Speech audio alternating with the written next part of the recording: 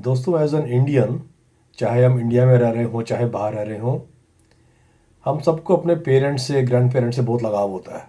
एक हमारी जो बॉन्डिंग होती है हमारे माँ बाप से, हमारे दादा दादी नाना नानी से, और उनकी बॉन्डिंग जो अपने बच्चों से, पोते पोतियों, दोतरे दोतरियों से होती है, वो डिफरेंट होती है। वो चाहे हम इंडिया में हो, पाकिस्तान हो, श्रीलंका हो, जो भी साउथ ईस्ट एशियन कंट्रीज हैं जो, तो हम लोग चाहते हैं कि जब हम बाहर आते हैं, फॉरेन कंट्रीज में आते हैं, तो हर इंडियन की या हर एक साउथ ईस्ट एशियन की, Indian as a whole family, as a Indian subcontinent, हम सब चाहते हैं कि हमारे पेरेंट्स हमारे साथ बाहर आए। शुरू शुरू में हम बाहरी कंट्रीज में जाते हैं, चाहे वो ऑस्ट्रेलिया हो, कनाडा, यूएस, आयरलैंड, न्यूजीलैंड, कहीं भी हो, हम बाहर जाते हैं, पीआर के लिए अप्लाई करते हैं, पीआर होती है, सिटीजनशिप होती है, और हर बच्चे के मन में इच्छा होती है कि उसके पेरेंट्स बाहर आके उनके साथ सेटल हो। जो हमारे सीनियर्स हैं, हमारे जो, ये हमारे कल्चर में है, ये हमारे डीएनए में इनग्रेन्ड है। हम एज ए यूनिट इकट्ठे रहते हैं, हम एज ए फैमिली इकट्ठे रहते हैं।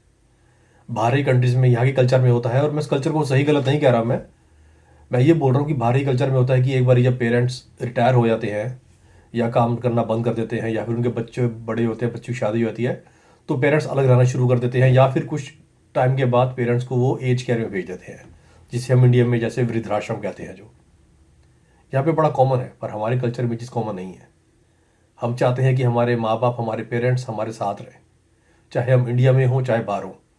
हालांकि मैं ये बोलूँगा कि ये चीज़ें काफ़ी हद तक चेंज हो रही हैं, इंडिया में चेंजेस आ रहे हैं, पर अभी भी हमारे कल्चर को ये चीज़ एक्सेप्ट नहीं होती है। हम चाहते हैं कि हम एज ए फैमिली इकट्ठे रहें। आज का टॉपिक यही है, जो इंडियन सीनियर्स हैं, हमारे जो पेरेंट्स हैं, जो सीनियर्स होते हैं, जो उनको क्या बाहर आके यहाँ पे अपने बच्चों के साथ रहना चाहिए या नहीं रहना चाहिए। और ये टॉपिक मैं आज बहुत दिल से बना रहा हूँ मैं, क्योंकि ये मैं किसी सुनी सुनाई बात को पढ़ के नहीं बता रहा हूँ मैं, ये मैं आपको अपने एक्सपीरियंस से बता रहा हूँ मैं। जो मेरे पेरेंट्स हैं, मेरे पापा मम्मी, हमारी जो फैमिली है जो, और वो कई बार यहाँ पे आ चुकी थी, मेरे पापा पीछे भी आए थे, अभी यहाँ पे अभी वापस इंडिया गए हैं, तो मैं अपने एक्सपीरियंस से बता रहा हूँ आपको, मैं सुनी सुनाई बात नहीं कर रहा मैं। और इस टॉपिक को बड़े ध्यान से देखिएगा, सुनिएगा। हो सकता है कि आप फ़ौरन आना चाहते हैं और आप चाहते हो कि आपके पेरेंट्स भी आएँ, या अगर आप पेरेंट्स हैं, आप अपने बच्चों के पास किसी बाहरी कंट्री में जाना चाहते हैं, वहाँ पे जाके रहना चाहते हैं, या फिर अगर आप बच्चे हैं, आप चाहते हैं कि अपने पेरेंट्स को बुलाएं या ना बुलाएं, तो इस टॉपिक में मैं सारी बात दिल से करूँगा मैं, और अपने एक्सपीरियंस से बात करूँगा मैं, अपने पेरेंट्स को लेकर बात करूँगा, और होपफुली ये वीडियो आपके काम आएगी। ये तो इस वीडियो को अंत तक देखिए, ज़रूर देखिए। ये वीडियो बहुत ही इंपॉर्टेंट वीडियो बन रही है और आपके बहुत काम आने वाली है ये। इस वीडियो को ज़्यादा से ज़्यादा शेयर कीजिए, जो लोग आपके बाहर रहते हैं, फ़ॉरेन में रहते हैं, बाहर जाने का सोच रहे हैं, और साथ में लाइक कीजिए, सब्सक्राइब कीजिए। इससे मुझे मोटिवेशन मिलता है, और ऐसे मैं आपके लिए अच्छा अच्छा कंटेंट लेके आता रहूँगा। तो आइए आज का वीडियो शुरू करते हैं।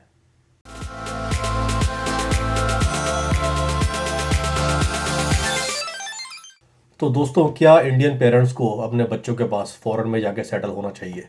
अभी इससे पहले, सबसे पहले हम बात करते हैं ऑस्ट्रेलिया की इमिग्रेशन पॉलिसी के बारे में।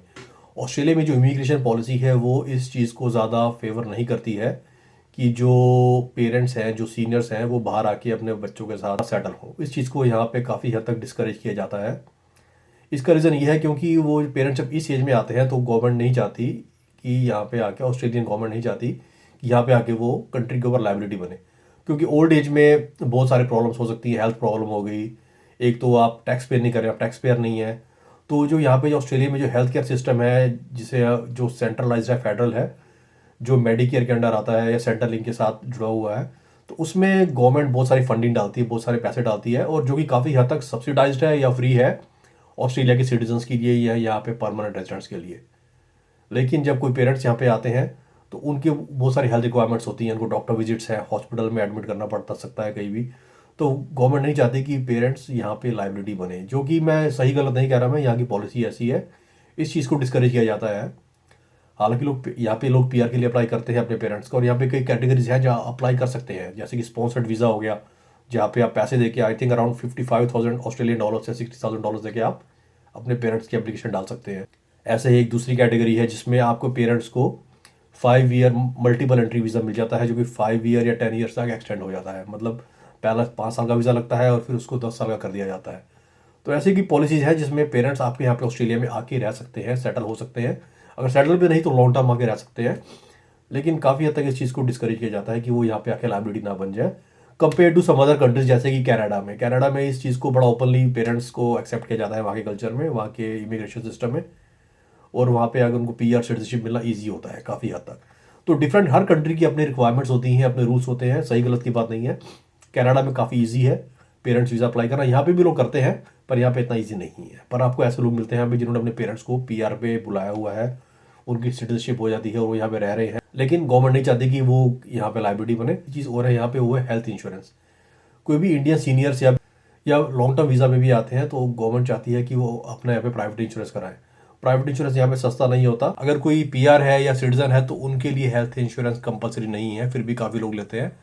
लेकिन नॉन पीआर या नॉन सिटीजन के लिए अगर आप विजिटर वीज़ा पे आ रहे हैं, टूरिस्ट हैं या लॉन्ग टर्म वीज़ा पे आ रहे हैं, तो आपको हेल्थ इंश्योरेंस होना बहुत ज़रूरी है।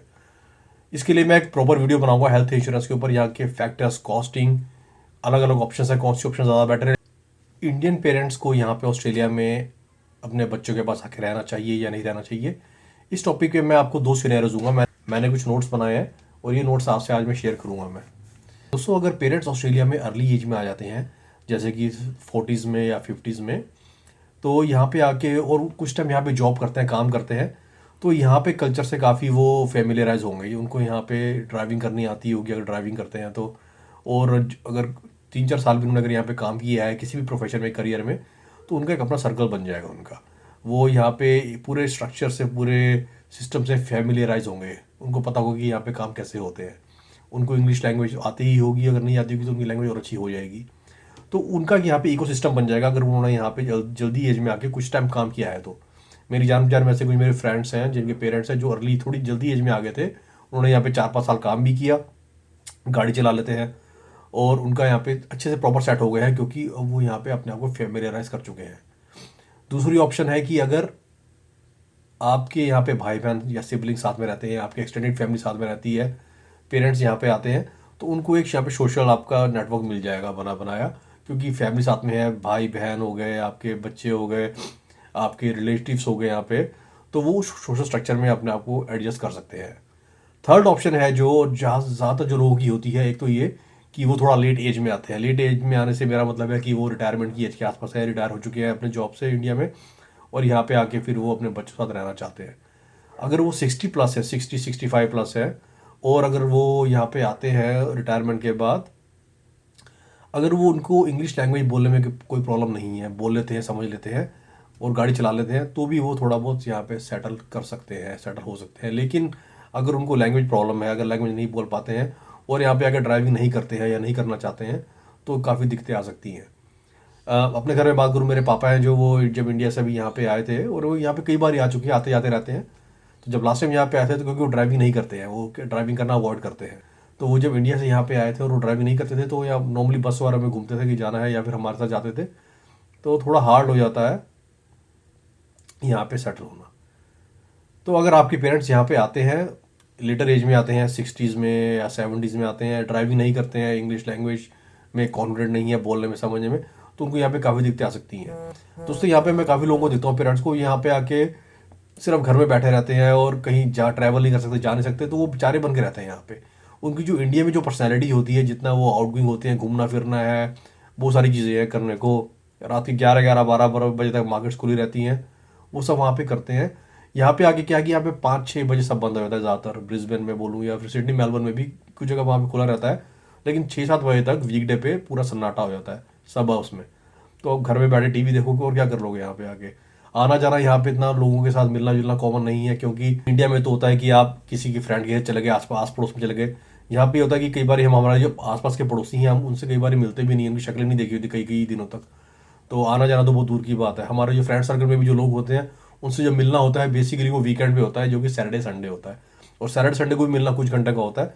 तो यहाँ पे सोशल जो लाइफ है यहाँ पे पेरेंट्स के लिए बहुत ही ज़्यादा नहीं है।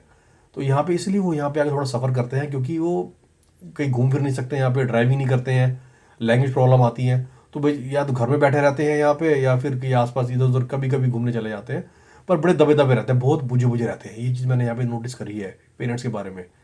बच्चों को लगता है कि हमारे पेरेंट्स हमारे साथ रहे, पेरेंट्स भी रहना चाहते हैं, लेकिन यहाँ पे वायबल नहीं हो पाता, क्योंकि जो अपने इंडिया में जो उनका कल्चर होता है, जो उनका सोशल नेटवर्क है, सारे रिलेटिव्स हैं, फ्रेंड्स हैं, बुआ मामा चाचे भाई ताए सब वहाँ पे इकट्ठे रहते हैं। आने जाने में कोई दिक्कत नहीं है, रिक्शा चलती है वहाँ पे, ऑटो चलते हैं, गाड़ियाँ आप ऊबर ओला हायर कर सकते हैं, यहाँ भी कर सकते हैं, यहाँ पे एक्सपेंसिव होता है, इंडिया में बहुत सस्ता है ये चीज़ें करना। तो वहाँ पे जो उनकी जो लिविंग स्टैंडर्ड है, सोशल स्टैंडर्ड है, सोशल स्टेटस है, यहाँ के कंपैरिजन में बहुत अच्छा है।